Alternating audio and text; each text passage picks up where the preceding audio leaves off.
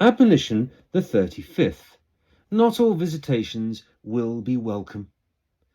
So, we moved into the red shed some 6 weeks after it had been delivered and erected.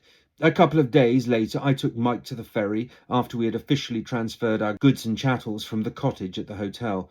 Notwithstanding works we still needed doing, he'd been called back to Kildonan and a plumbing emergency at the Breadalbin, the many-storied and most southerly public house on the Isle of Arran. Besides, we wanted some time to consolidate ourselves in our new temporary accommodation on our freshly acquired property. I returned from Portavadie in the mid-morning to find Sadie sitting on the front doorsteps, hands around a cup of coffee and a pensive expression on her face.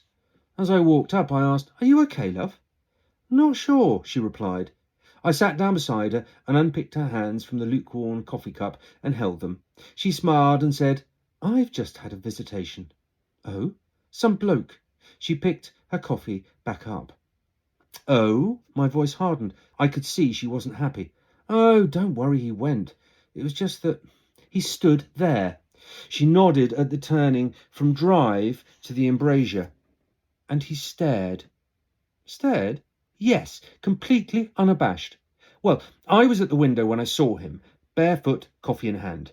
She raised the cup, indicating that this was the coffee. "So I put on my shoes, quietly, didn't want to get the dogs all excited. Then I opened the door and stepped out." "And what happened?" "Well, nothing.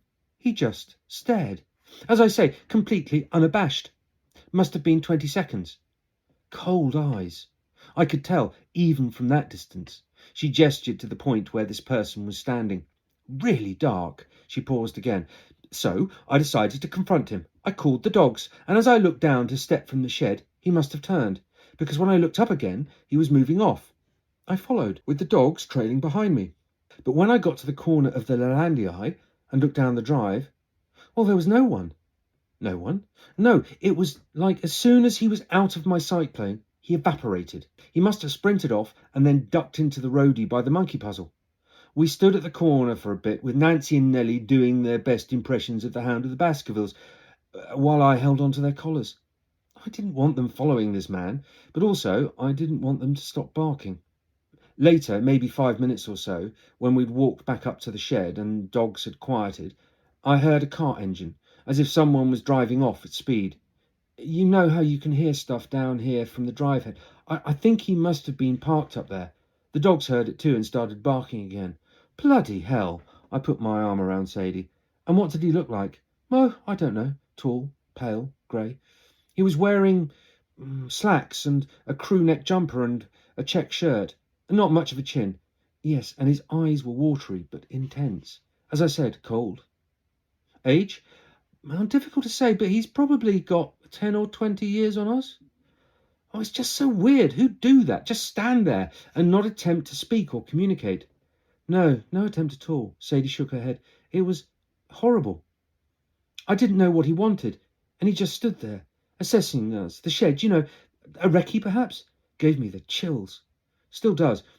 I thought maybe it's the guy from last time, the grey estate Kate and I saw. So, same sort of assumption." She shook herself. I mean, I'm on site all by myself. You were away. Anything could have happened. But it didn't.